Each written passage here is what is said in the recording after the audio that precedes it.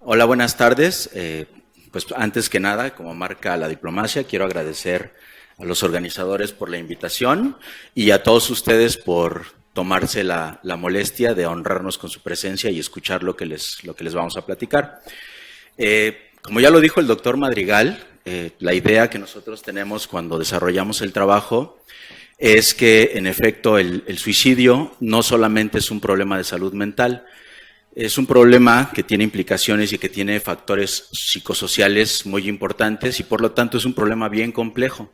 O sea, lo podemos abordar desde distintos ángulos, de distintos enfoques teóricos y utilizar un montón de herramientas para intentar comprenderlo, explicarlo y, en última instancia, y es la apuesta de los que trabajamos en el campo, pues prevenirlo, porque, como ya lo dijo el doctor, todas las muertes por suicidio son básicamente prevenibles, es decir, son muertes que en teoría no tendrían por qué haber ocurrido, ¿no? Entonces, ahorita yo les voy a compartir el trabajo que hemos desarrollado con la doctora Catalina González Forteza, que es pionera en el estudio psicosocial de los factores relacionados con la conducta suicida. Y el trabajo que hemos hecho a lo largo de todos estos años pues ha sido un trabajo bien arduo, complicado en muchas ocasiones, pero muy enriquecedor, y creemos que estamos obteniendo información que puede ser fundamental para, en última instancia, pues llegarle al asunto de la prevención, de la prevención del suicidio. Debo admitir que cuando me invitaron a dar la plática, de repente me desconcerté porque dije, bueno, pues nosotros los investigadores básicamente nos dedicamos a intentar recolectar información, explicar algunos fenómenos, encontrar ciertas variables, y mi respuesta inicial fue, pero nosotros no hacemos prevención. Después me cayó el 20 y dije, claro, pues si todo esto, en última instancia, el objetivo es llegar a producir modelos que permitan prevenir este tipo de conductas, ¿no? Entonces, vamos a ver. De lo que les voy a compartir el día de hoy, pues son algunas generalidades sobre el suicidio, que el doctor Madrigal ya dijo un montón de información. La herramienta, porque básicamente les voy a platicar del instrumento, el cuestionario que hemos desarrollado desde hace más de 20 años. Algunos de los resultados que hemos obtenido con este instrumento, está en proceso el trabajo, sigue en proceso, y lo que estamos buscando es armar una red nacional de datos que nos permitan tener una comprensión más amplia de la conducta suicida en adolescentes y ahora, como les voy a platicar más adelante, pues en niños también, porque es un problema que, además de que está en aumento cada año, la edad en la que se presenta se está reduciendo, es decir, cada vez las personas a una edad menor están teniendo este tipo de conductas. Y al final, pues un par de reflexiones sobre el trabajo que hemos hecho. Entonces, las generalidades, ¿no? Como ya les comenté, pues es un problema bien complejo y que nosotros le apostamos a que tiene implicaciones sociales y contextuales, además de personales, muy importantes. Sí es cierto que hay un componente de salud mental importante en la conducta, pero como lo planteó Durkheim desde el siglo XIX, pues tiene componentes sociales que son fundamentales y que en muchos casos determinan la aparición de este tipo de conducta, ¿no? A lo largo del tiempo que se ha investigado la conducta suicida, pues se han identificado un montón de factores que están relacionados, algunos con mayor peso que otros, pero básicamente son estos, ¿no? El mayor predictor, si lo podemos llamar de esta manera, de un suicidio, pues son los intentos previos. Sabemos que el consumo de drogas también afecta, la historia familiar de enfermedades mentales, problemas en las relaciones interpersonales, problemas legales o de disciplina. Entonces, si ustedes ven, algunos atañen estrictamente a cuestiones de salud mental, pero otros tienen que ver con cuestiones de índole social, ¿no? El acceso a los métodos letales, la muerte reciente de algún familiar por suicidio, la exposición a violencia es un factor también importante, y cuestiones de enfermedades discapacitantes, ¿no? Son los factores que hemos identificado a lo largo del tiempo que están relacionados con el suicidio. El suicidio como tal, sabemos que es un proceso, o sea, es un proceso que inicia en un punto y desafortunadamente para muchas personas culmina con la muerte por suicidio. Pero esta característica del proceso no implica que tenga que ser secuencial, es decir, hay personas, sobre todo jóvenes, que lo intentan de manera abrupta sin haber pasado por señales de ideación o de planeación, simplemente llegan al intento. Y como muchas veces los jóvenes no tienen muy clara la naturaleza letal de los métodos que utilizan, algunos, como se los voy a compartir más adelante, que nos han dicho que lo han intentado y que no quieren morirse, lo que creemos es que hay muchos casos de estos jóvenes que lo intentan sin realmente querer morir, pero dado que desconocen la naturaleza letal de los métodos que utilizan, muchos mueren aunque no hayan querido, ¿sí? Entonces, estas son las etapas que están involucradas en el suicidio como proceso, que les digo, no necesariamente son secuenciales. Algunos datos más, como los que ya compartía el doctor. A nosotros el que nos interesa, pues es el que está en amarillo, que la muerte por suicidio es la segunda causa de muerte en jóvenes, ¿no? Nosotros a lo largo del tiempo, bueno, inicialmente comenzamos a trabajar con jóvenes un poco mayores, es decir, en bachillerato y universidad, y lo que descubrimos fue que algunos reportaban que su problemática había empezado antes. Entonces empezamos a trabajar con jóvenes en las escuelas secundarias y bueno, pues vimos que ahí el fenómeno sí existía, se presentaba. Y lo que estamos viendo ahora es que los jóvenes de secundaria nos dicen que su problema empezó desde antes. Es por eso que estamos empezando también ya el trabajo con niños de primaria, ¿no? Es una situación lamentable, pero pues, así es la característica, es la configuración del fenómeno y nosotros tenemos que ir a intentar entender, explicar y en última instancia poder prevenir que esto suceda. Entonces, en el 2015, son los datos que están reportados en INEGI, ya se mencionó que hubo 6,285 muertes por suicidio, una tasa de 5.2%, que como bien lo mencionaba el doctor Madrigal, nos coloca como un país con una tasa muy baja. La situación grave aquí es justamente esa, que es una tendencia que no se ha detenido con el paso del tiempo, es decir, cada año hay más gente que muere por suicidio. Eso es algo que ha sido constante desde hace mucho tiempo. Y lo que vemos también es que cada vez las personas que lo intentan son más jóvenes. Entonces, estos elementos del problema pues hacen que sea algo que necesitamos comprender a qué se debe. Otra cosa que se reporta casi en todos los países del mundo es que generalmente los hombres se mueren más por suicidio que las mujeres. Este es un fenómeno interesante porque cuando estudiamos, por ejemplo, la parte de la ideación y de los intentos de suicidio, lo que sabemos es que las mujeres tienen prevalencias mucho más altas. Es decir, muchas mujeres tienen más problemas con la ideación y con el intento de suicidio que los hombres. Pero son los hombres los que se mueren más por esta causa. Hay una investigadora estadounidense que se aventuró a lanzar una propuesta teórica bien interesante que la relacionó con el género. Ella la bautizó como la paradoja de género.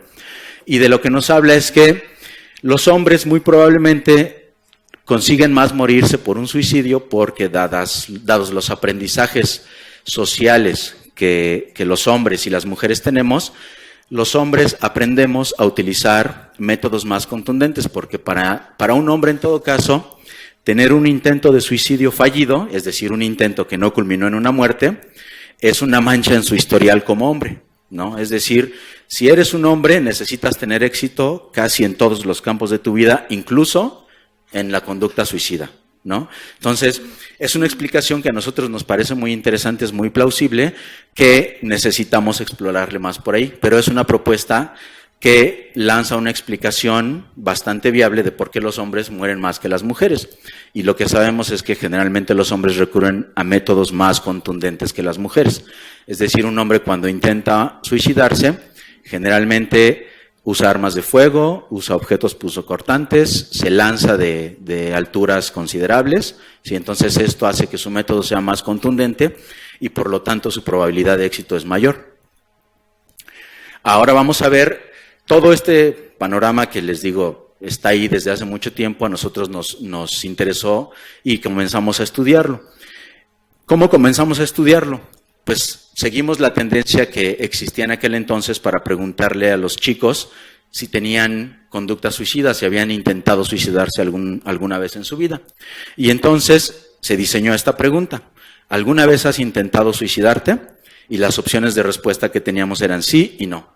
Entonces fuimos y levantamos datos y nos encontramos con que 20% de los chicos a los que le preguntábamos nos decían que sí habían intentado. Nos brincó el dato porque estaba muy desproporcionado con lo que se reportaba con otro tipo de instrumentos, digamos, estandarizados, validados, avalados por organismos internacionales que generalmente reportaban pues, que la conducta suicida, el intento de suicidio estaba por ahí del 5 o 6%. Entonces a nosotros este 20% nos desconcertó. Entonces nos pusimos a pensar a qué se podía deber eso. Quizá tenía que ver con la forma en la que estábamos preguntando, ¿no? Además de esta pregunta de si alguna vez lo habían intentado, también les preguntábamos, ¿cómo lo hiciste? Y de las respuestas, esta pregunta de cómo lo hiciste, les dábamos la opción de que ellos describieran de manera abierta cómo habían hecho el intento, ¿no? Y entonces, después de procesar toda la información, llegamos a 2 categorías que dijimos, bueno, pues de todos los datos, de todo lo que nos dicen los chicos, puede ser esto. Entonces, encontramos que había quienes nos reportaban cosas que nosotros bautizamos como un posible intento, un cuasi intento, ¿no? Había chicos que nos decían, bueno, me subí a la barda, pero no me aventé, ¿no? Agarré un cuchillo, pero no me lo clavé. Agarré un montón de pastillas, pero no me las tomé. Entonces, esos, dijimos, en realidad, por la forma en la que lo están describiendo, no es literalmente un intento de suicidio. Es decir, tuvieron la intención, pero no lo concretaron. Por eso es que lo bautizamos como un posible intento o un cuasi intento. Había otro grupo de chicos que sí nos decían, bueno, yo sí junté las pastillas y me las tomé. Sí me corté las venas con una navaja. Sí me colgué, pero no me morí porque llegó alguien y me rescató. Entonces, esos nosotros los bautizamos como intentos. Pero aún seguíamos teniendo la inquietud de si realmente estábamos captando toda la información como se debía. Entonces, lo que hicimos fue ir con los chicos y preguntarles. Hicimos grupos focales e hicimos entrevistas. Y les preguntamos, bueno, esta forma de preguntarles, ¿creen que es la adecuada? Y estas respuestas que nos dieron ustedes, ¿cómo las ven? Después de todo el proceso de análisis de la información que los chicos nos volvieron a dar, encontramos que era muy probable que el español, al preguntar de esta manera, no captaba en realidad los posibles matices que hay en la conducta, ¿no? Entonces, porque en realidad esta pregunta es una pregunta que se tradujo del inglés. No, en el inglés no hay problema. O sea, en el inglés un intento de suicidio es un intento y está muy claro, no hay el asunto de la tentativa.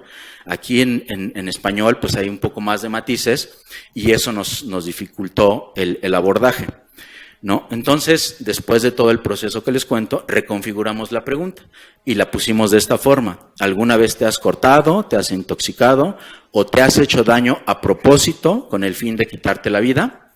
Las respuestas seguían siendo sí y no. Pero además introdujimos una serie de preguntas que nos daban información sobre el número de veces que lo habían hecho, sobre la edad que lo habían hecho la primera vez, sobre la intencionalidad, que ese es un factor que encontramos que era muy importante, es decir, saber si los chicos al intentarlo habían querido morirse, porque había algunos que nos reportaban que ellos sí lo habían intentado con la intención de morirse. Si no importaba, ahí hay un error, perdón, no importaba si vivían o morían, y algunos que decían, yo lo intenté, pero en realidad no me quería morir.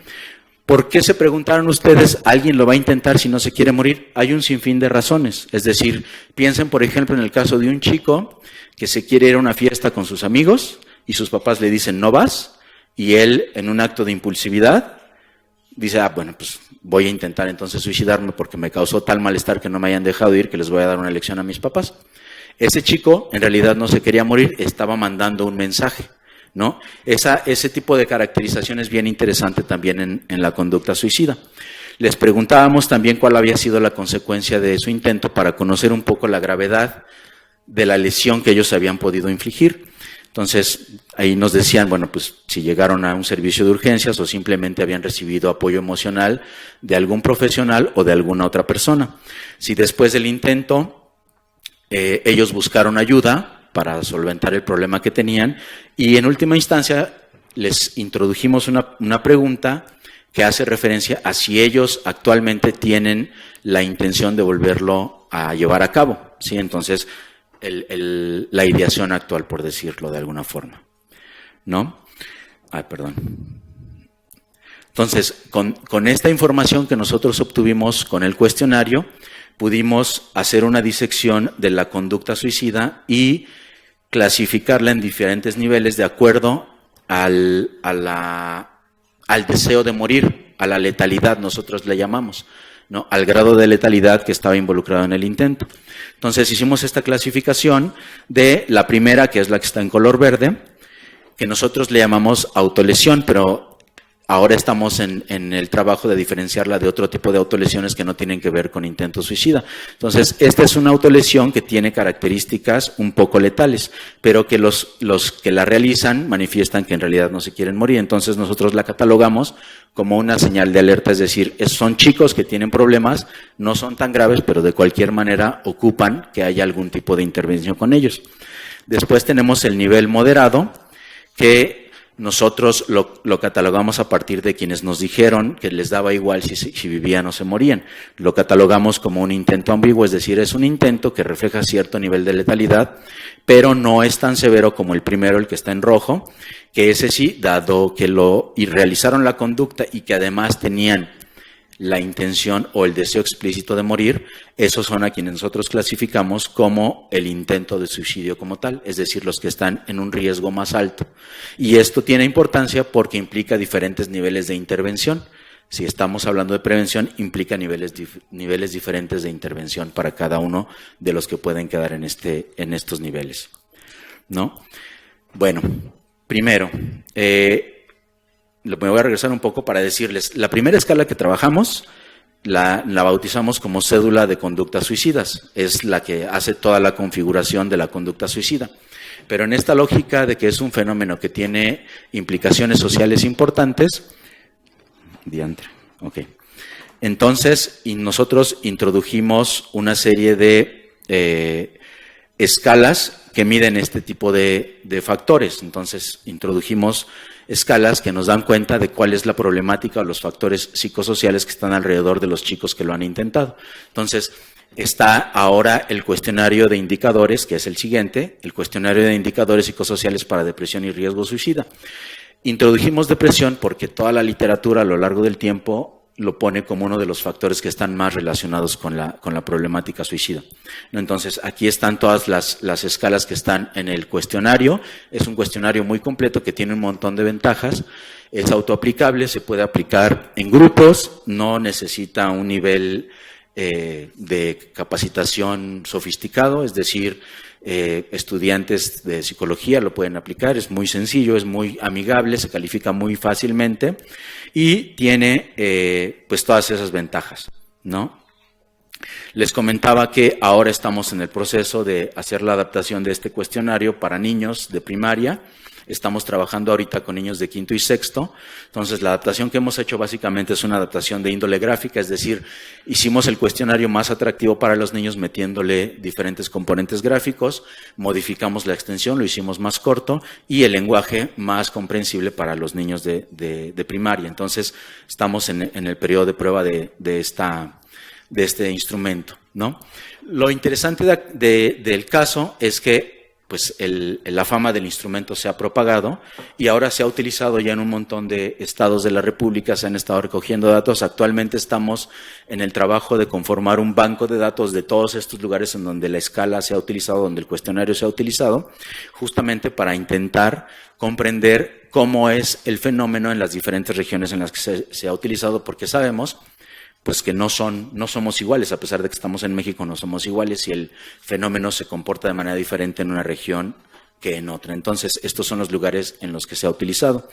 Un poco lo que hemos encontrado de conducta suicida en los lugares donde lo hemos utilizado ha sido con estas modificaciones que hemos introducido, pues proporciones entre el 8 y el 16 de conducta suicida. Si nos vamos ya al caso de intento suicida, el más grave, los porcentajes, la prevalencia está entre 2 y 5%, es decir, eso ya está mucho más cercano a lo que se ha reportado en otros trabajos. Entonces, eso nos da un montón de confianza porque pensamos que el instrumento que hemos desarrollado es un instrumento que funciona bien y que arroja datos que sí se pueden utilizar, es decir, datos que son valiosos.